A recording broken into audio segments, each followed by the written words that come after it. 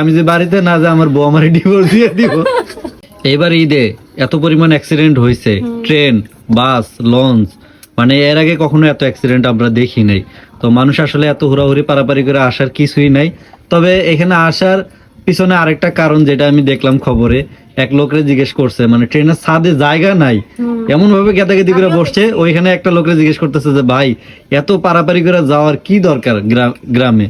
তখন ওই লোকটা অ্যান্সার দিতেছে কি জানো সাংবাদিক রে, কয় কি আমি যে বাড়িতে না যা আমার বউ আমার ডিভোর্স দিয়ে দিব।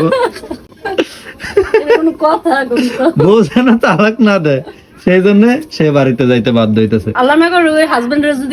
আমি চিন্তা করি এইরকম বউ যদি সবার ঘরে ঘরে থাকে তাহলে পুরুষ মানুষের কি দরকার, সে মরুক আর বাসুক তার যাওয়াই লাগবে, অন্তত সংসার তো বাঁচান লাগবে।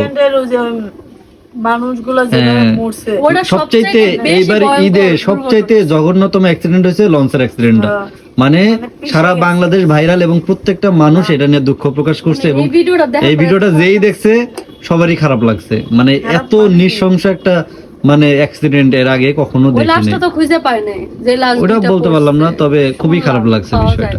আর ওই যে ময়লা পানি ওর ভিতর খুঁজে পাবি কেন?